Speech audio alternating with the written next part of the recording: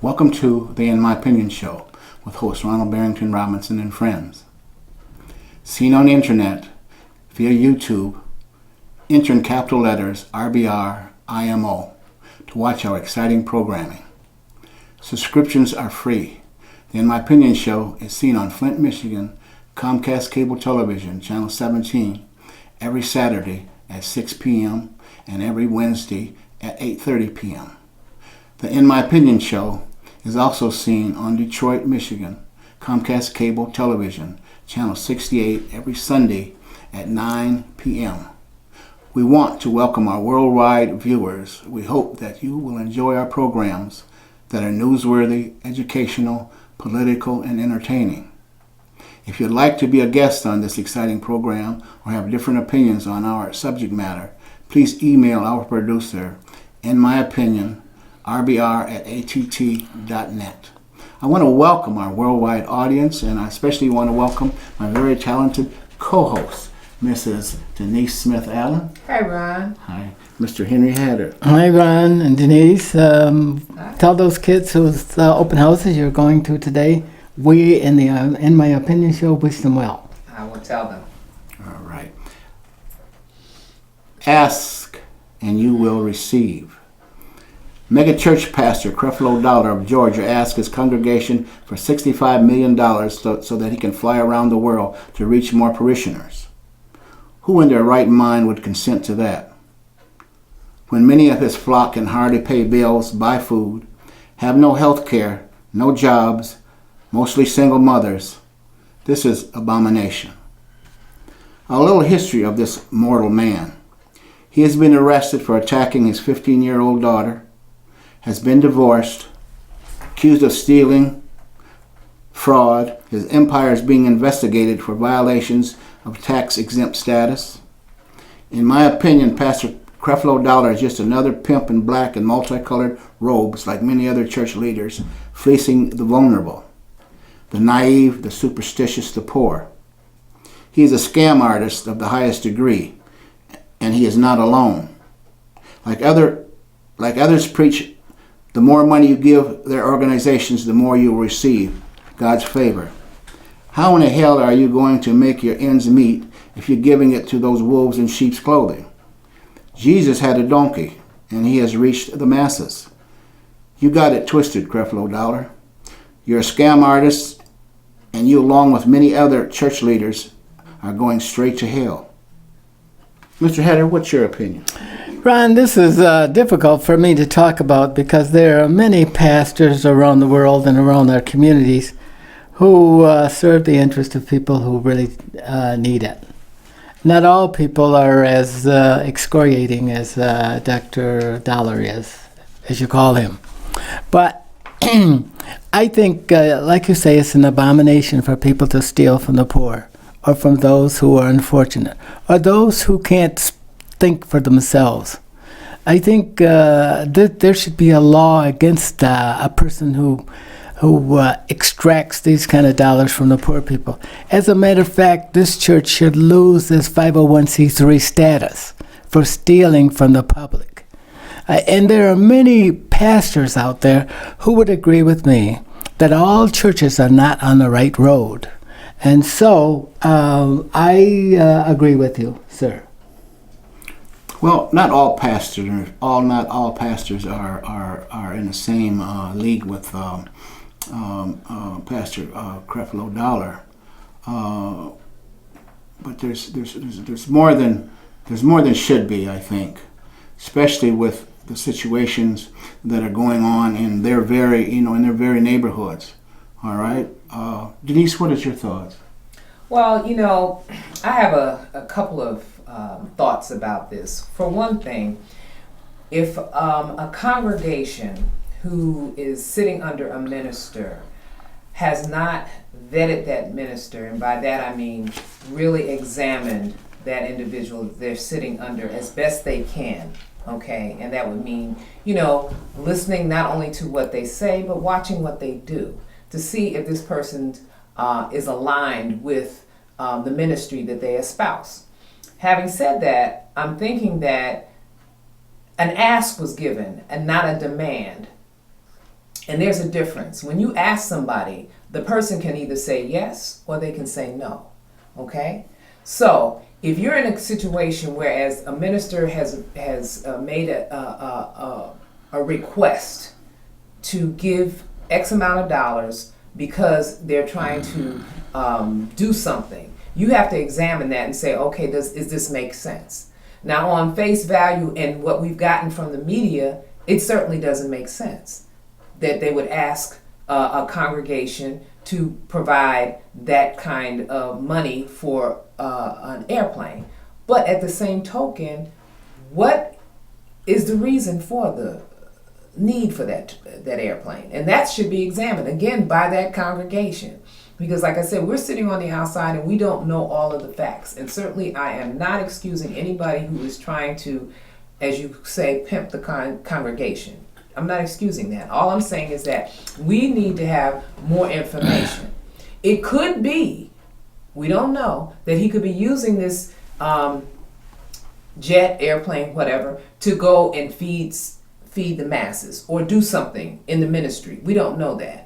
But if that's not the case, then again I say, those persons that are sitting there under the tutelage of this pastor has to examine their own thoughts, their own mind about what am I doing here?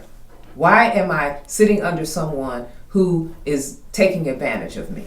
Okay? And so that's the thought, and we understand that everybody is not on the same page as far as their spiritual growth, their spirituality, and what have you.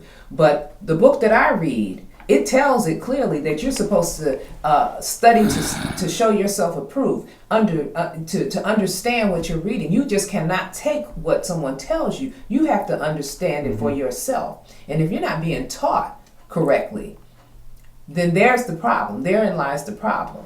So, like I said, I have a couple of thoughts about that, but essentially what I say is that you can ask a person for anything, but essentially that person has a right to say yes or no. Denise, in a real and perfect world, you're exactly right. But we don't live in a real and perfect world. We live in a very imperfect world. Absolutely. Where the strongest and the boldest and the benefit of, and those who think that they should benefit by all of things that life has to give, who take advantage of those who can't think for themselves, who can't fend for themselves. And I believe that we need to make some judgments. We should not say, well, it's okay because we don't know this and we don't know that. But stop and think about what these people are doing. They're extracting money from the poor and then leaving these people to the government to take care of, so that your dollars and my dollars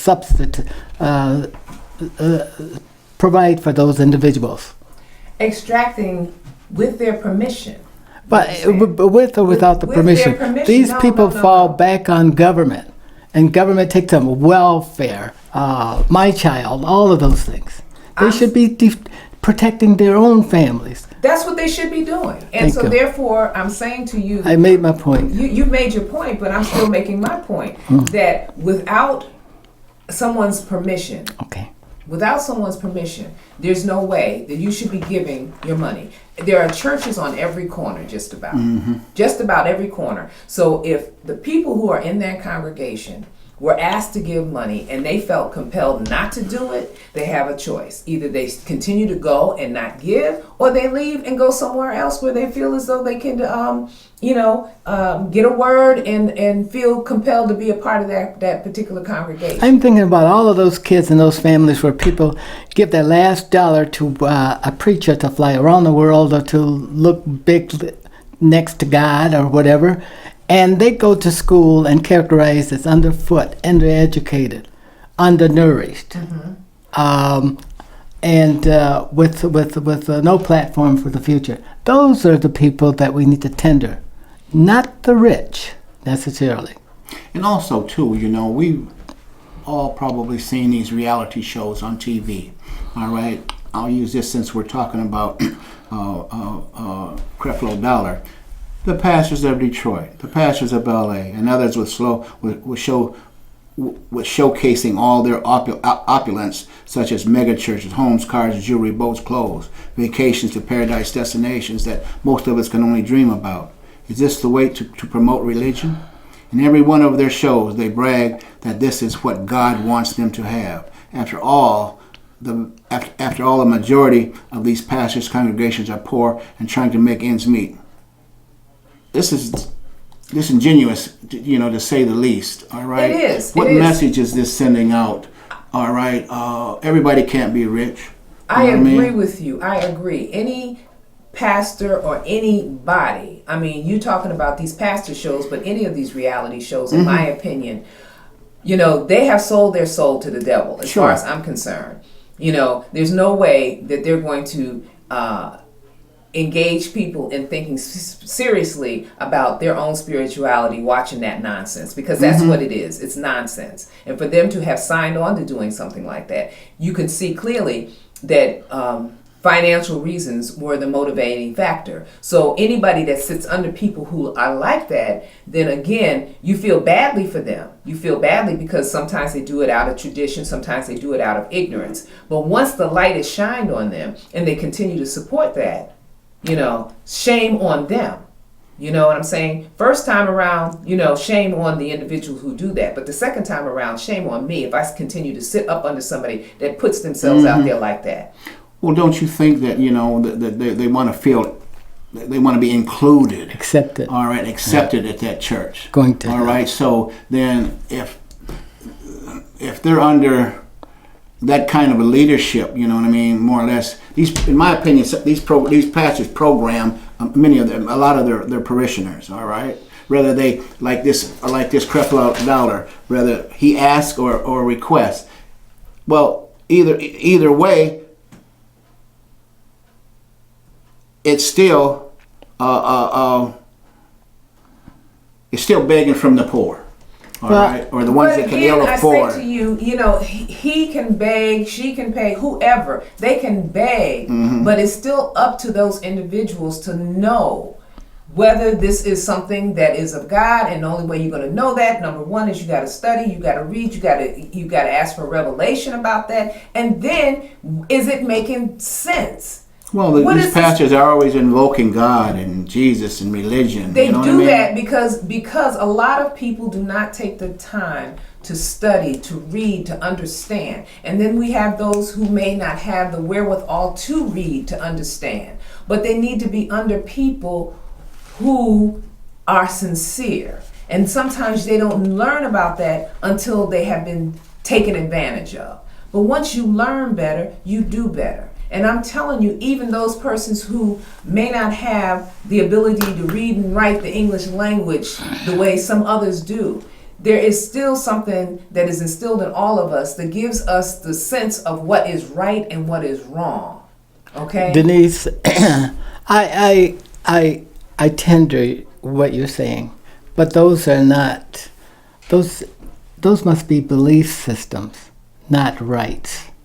People have to believe this, and a lot of people don't believe the same as other people do. That's true. And as a result, and I see the government itself, the government has awesome authority to prevent this, but it doesn't.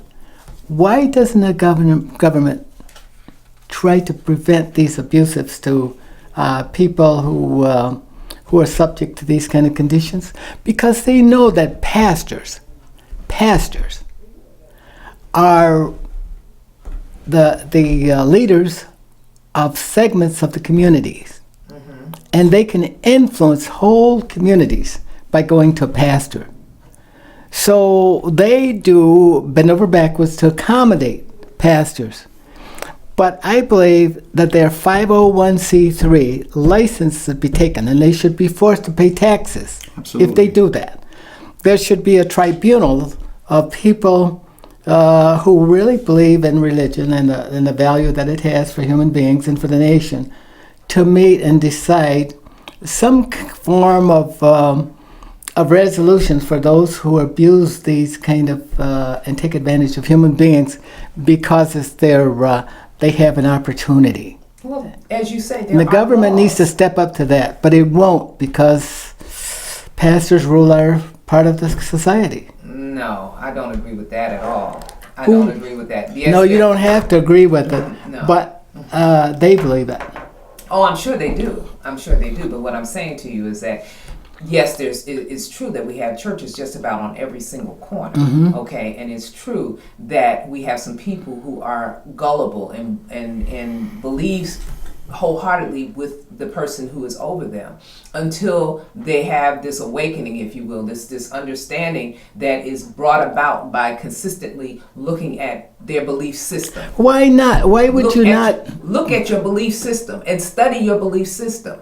There's probably some holes in it somewhere, but you have to look at it and examine it. Okay? But if you choose not to do that, if you're following blindly behind somebody, then you're going to get what you get.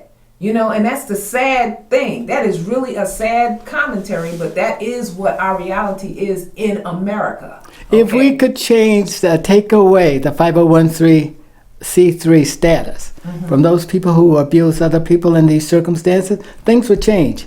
But nothing will change the way it is. Exactly. Well, I would think at this point that you had mentioned, Ron, that the man has been arrested and he's been under investigation and what have you. So if these things bear out, that the investigation proves that he has done something that is illegal, just like the other pastor who was caught up in some other mess with his congregation and the boys and all of that. Eventually, the truth is going to come forth. And when it comes forth, there are laws. And those laws are going to protect those individuals. But until that happens, like I said, we have to expose it, put it out there, and then those persons who are sitting up under those people have to make a conscious decision whether they're going to continue to be up under that person or leave. They're not being forced to stay. They're not being forced to stay. Those doors are not locked when people come into a church house for them to be locked in.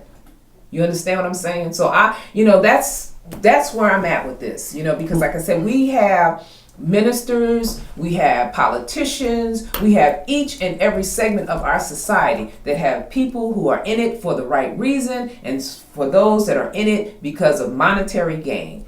And those that are in it for the monetary gain, eventually the covers are pulled off. I wish the covers would hurry up and get pulled off, because this stuff has been going on for forever. You know what I mean? Forever. And anytime you can generate $65 million and you got a 501c exclusion from paying taxes, something's wrong with that. All right. Okay. Whether it's $65 million or $1 million, you know what I mean? They should not get away with that. All right. And I think they've taken religion, too far. In many ways. Yes. Ron, all of that $65,000 would not be coming from $65 million would not be coming from poor blacks. It would be coming from whites, from institutions and stuff like that. But still, it's extracting money out of the coffers that would benefit poor people. Of course. And lay them on the government. And that's not what we want. We want our new generation of African Americans, if you want to call them that, or Black Americans, to stand on some principles, to fend for themselves, to believe in themselves, to provide for themselves, and challenge the environment that they live in, as all cultures do. But you leave them on an indeterminate platform where they have no standards. You wanna surround them by standards of beliefs that they can depend on, that they will carry them forward to a new generation and leave the old generation behind us in a dependency of hope, or welfare, or living without, and stuff like that, because that's how we look at things today, most of us, except people like yourself who are rich and who see the life from a different perspective. What did you just say? So we need our young people to look ahead, to be able to live in a country where they will live all of their lives in a highly competitive situation where they can defend themselves. Exactly. And stop letting these preachers think that they're entitled. I'm still taken aback by that comment he made about people sitting here rich. I mean, where are they? Where are they? We're not part of that 1%. I'm not part of that. I certainly am not. Okay, so I don't know what you're talking Mr. about. Mott talked the same business. That's what he says. I'm not rich. Yeah, well, he was wealthy. There's a difference. There's a difference. Okay. So, but this is an interesting topic, and like I said, it's probably an emotionally charged topic because of the kind of leadership that we've seen coming out of the churches, and because the lights are being shined on individuals who are doing some things that are not the norm. Okay, when you're asking a congregation to expend this kind of money, $65 million. That we know is just not fathomable for most people who are going inside of a church. They're just not, it's not. So like I said, there's probably more to this story, but we got the sound bite, okay? But if this guy is doing something that is unscrupulous, the government is going to step in. I can tell you that. The law is going to step in and justice will be served. Well, I hope so. I hope so. Yeah. And sooner the better. Okay. Because this is rampant around the country, probably around the world. Okay, and it's rampant right here in this city where we produce our shows from, Flint, Michigan. Okay. I don't see the government as stepping in right away because they're still intimidated by racism. They won't touch it because our country is in such a quandary right now. It's embarrassed by its past actions and so on and so forth. So this is like to be on the back burner for a long time, and it should rise to a position of immediate response. Did you know that Did you read the article about how many Black Americans no longer look at religion as a viable option for a lifestyle? No, I haven't read that. Yes, Tell me about it. Yeah, there's an article. I'll try to get it for you. Okay. Well, not only African Americans, but in the whole, all different, Yes. all different ethnic groups. Okay. But I read this on African Americans, which was kind of now we've been really kind of a bulwark of Christianity in the United States, unshakable, even better than all other cultural groups. Right. We've been very steadfast, but we're losing it. Yes. We're losing it because of things like Creflo Dollar and stuff like that, and the attitudes. Okay. And when we turn our backs on the new population to create a pathway for them to achieve goals that they set for themselves. Well, the biggest thing, as we're discussing it, there's a big difference between religion and spirituality. Okay, and so there's the rub right there, because a lot of people may not deal with traditional religious belief systems, but I would dare to say that there are less atheists. I don't want to think at this point that people have just devoid themselves of believing that there is a God. Okay, and they may not go to a church, they may not read the Bible or the Quran or whatever, but I'm not of the opinion at this point that people have just devoid themselves or divorced themselves from believing that there is a spirit within inside them, because everybody has one. And sometimes it's dormant, but it's there. Well, you may have a spirit, but not necessarily you have to equate that with religion. I'm you know not. what I mean? Or God, I said spirituality. or Jesus, or even spirituality for that matter. Those are man-made, words. Okay, where does this come from? All right. I mean, the Bible has been rewritten, and I've mentioned this on this show. I don't know how many times the Bible has been rewritten. Who knows how many times? Okay. So what influences whoever initiated the rewrite had on the writers in regards to the rewrite?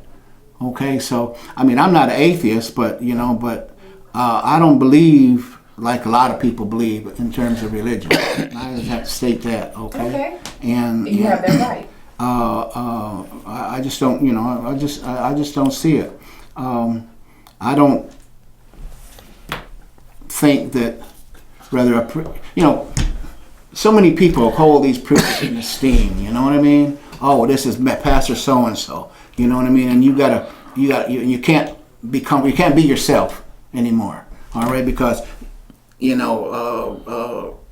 been taught to respect pastors and ministers and so forth just because they have that title. I don't.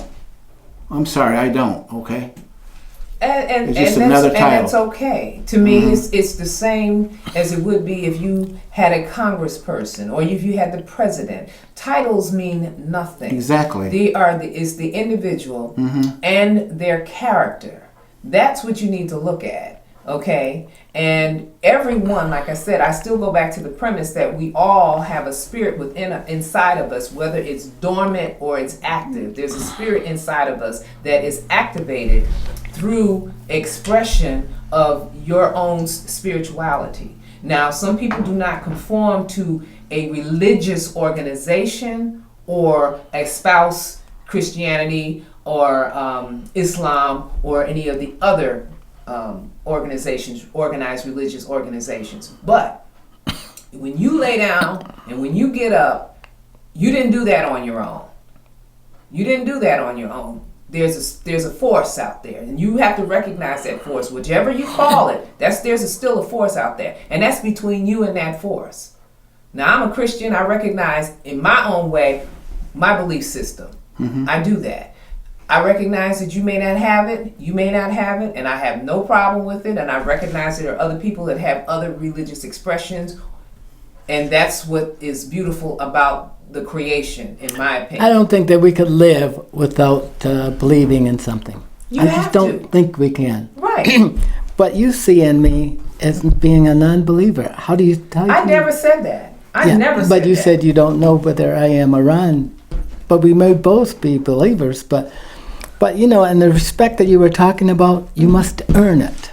Exactly. You must demonstrate that you're for people, not for thyself. Right. You're for people. And there are many people who demonstrate day in and day out that they are suffering mentally, they're suffering physically, emotionally, all of that stuff, and we do nothing. We turn our backs on them. And with that, unfortunately, we have to bring this great conversation to a close. But I want to thank our millions of viewers and our technical staff and our very learned panel. This is Ronald Barry Robinson and friends saying, for the In My Opinion show, until next time, stay focused.